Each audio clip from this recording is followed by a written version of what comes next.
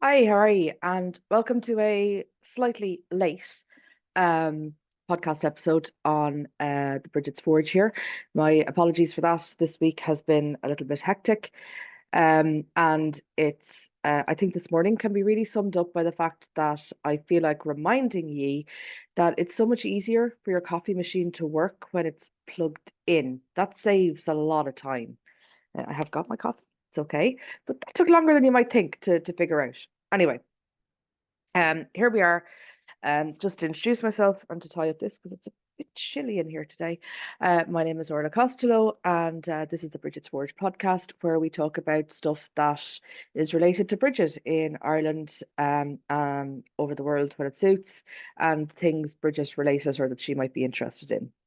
So, as I record this, it is the morning of the 1st of February, which is the traditional start of spring in Ireland. It's also bloody freezing. There's a heavy frost down. That's why I'm hugging my coffee this morning because I am cold. I am so cold. Um, so last night I had my Brigid out, tied it to the door handle like always. I don't tie it to the bushes anymore because they tend to wander off when I do that. And I had a chat with herself and she's okay with me tying it to the door, so I'm happy. There are pictures of that recording the occasion in the Facebook group if you want to go over. But I kind of want to come on this morning and talk a little bit about what's what's okay and what's not when we're celebrating these things. Okay. Um, we have to remember that, the Brigid's Day celebrations were celebrated by people from all walks of life. So from the very, very rich to the very, very poor. No more than today, right? People had different approaches to this festival, to this celebration. And we have to kind of remember that there is no one true way, right? I see an awful lot of people online kind of going, oh, well, you must do this and you must do that and you must do the other. Bluntly speaking, you don't have to do fuck all. Seriously. Um, this year I put out a Brigid. I haven't made a cross yet because I haven't had the chance to go down and get rushes yet. And the grass, believe it or not, is too short for me to pull some grass and make some grass crosses. I'm shocked at this because normally at this point in the year, our garden is a wilderness, that you need a map and a compass to engage with, but not this year, not this year. So sometime today I'll be popping down to the river and trying to get some rushes if there's any left down there. And if not, I'll find something else to make them. All right. If you're in a place where you don't have access to rushes, right? As modern pagans, we see the symbolism in the rushes. We see the liminality of a plant that is growing where land, sea, and sky meet. We see, it's readily available. All of that stuff is really, really handy and easy. If you're living in a place where you're 6 foot buried in snow, then rushes are probably not your top priority here. Okay. You don't have to make the Brigid's crosses out of rushes. The reason that the Irish use rushes is because they're plentiful, they're ready available, and they're free, right? Like you can't go far in this country without coming across rushes. Even in towns and cities, you will find rushes somewhere along the waters somewhere. Now, you know the way I talk about there being it being impossible to walk through Ireland without tripping over a well every 2 steps. Like when we say this is a wet country, we do mean it. There's more water in this country than people realize, right? And rushes are everywhere, so they're easy to get. But even if you go back a few generations, there's an awful lot of traditions that use straw or corn stalks instead of rushes. Now, this has to do with prosperity magic as well as relations to Brigid, but it's also because it was available. All right. Like straw in Ireland, you get it. I mean, honestly, I could walk around to the farmer next door and say, hi, could I just rob a handful of straw? And he'd think I'm a bit strange, but he thinks that anyway, it's fine. But he'd still give it to me. I'm not looking for a ton of it or anything. I'm literally looking for a handful. He'd give it to me. Not a problem. Straw's a bit easier, is a bit difficult to work with than rushes because straw is dry, so it's a bit harder to fold it in half without breaking, but you can still make a Brigid's cross out of it. You can still make a brie jug out of it. You can make a lap out of it. All right. Look at what is in your local environment, right? What you're aiming for is something that is grown naturally in your local environment that's native to the area, if at all possible, that you can fold in two without breaking, and that you can manipulate into the shape of a Brigid's cross. All right. If you don't have something that's growing right now, if you're in a part of the world that doesn't have things that are growing, if you're under 6 feet of snow and you can't leave the house, okay, move on to the next step. Have you got any natural fibers in the house? So have you got wool or hemp or thread or something that is made out of natural fibers that you can fold in half, or that you can knit or crochet, or, you know, all sorts of different things that you can make a Brigid's cross out of.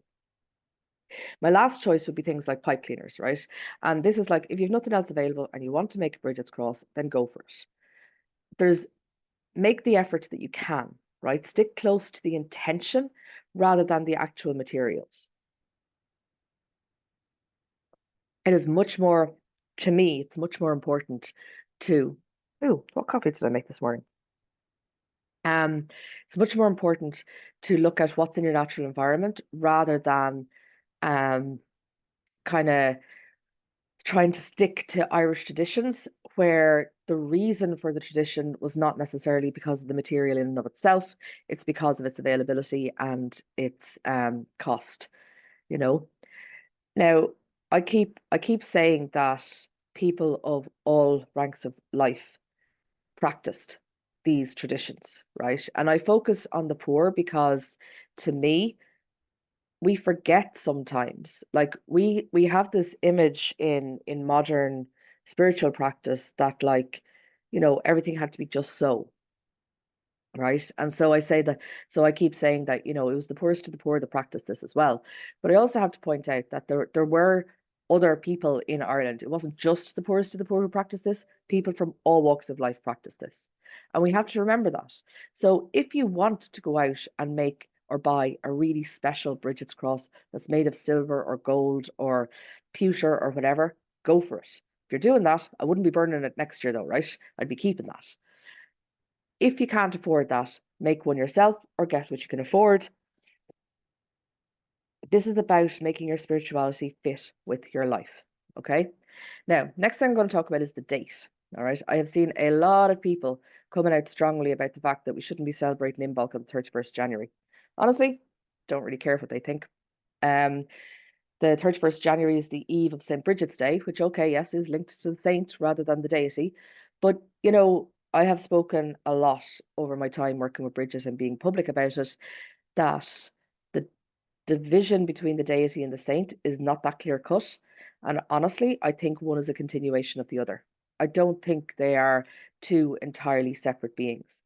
If you want to practice your Brigid spiritual path without any reference to the saint, then honestly, the Brigid's cross, the Liaba bridges, the Brigid yoke, these are all Christian traditions. Okay, you can still practice them. I'm not saying don't, but if you want to completely separate out the Christian practices, these are Christian practices. We have evolved them and developed them to use in slightly non-Christian ways, but bluntly put, they're Christian practices. We have no record of them beyond kind of the 1700s from what I remember correctly. If I remember correctly. God, I can't even speak English today. This is desperate. If you are engaged in a more syncretic blend of practices, do your Bridget's cross and stuff on the 31st of January. All right. If you can't, you can't. Do it another day. All right. This is not, no one's here to tell you what you can and can't do. All right. Be honest in your intentions, be clear about what you're doing, and work with it. We try to stick to traditional practices around here. We don't always do it perfectly. Don't always do it at all, but we do our best.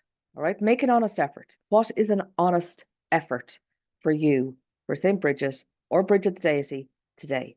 What can you do to mark the occasion that works for your life, that will still mean something to both you and to her? That's what we're looking at here. You know, when we're looking at spiritual practice, the outward forms are one thing and the inner work is another. All right. So someone may look at you or me and say, sure, what is she doing that has to do with Brigid? Like, if I hadn't put those photographs on the internet last night, nobody would have known that I put a prop Brigid out last night because no one can see it. It's at the back of the house. You know, as far as anyone's concerned, yesterday was perfectly normal day today. I got up, yesterday was a perfectly normal day for me. I got up, went to work, came home, had my dinner, went to bed. That's what my neighbors saw, right? So it's not about making the big splash. It's not about making, an impression on the world. It's doing what serves you and your deity. That's the important bit. All right. In saying that, if you do follow the astronomical timeline, as several people online, naming no names, but I'm thinking of someone in particular who's driving me up the wall with this. If you want to celebrate it according to the astronomical timelines, I believe that it is the 5th of February this year.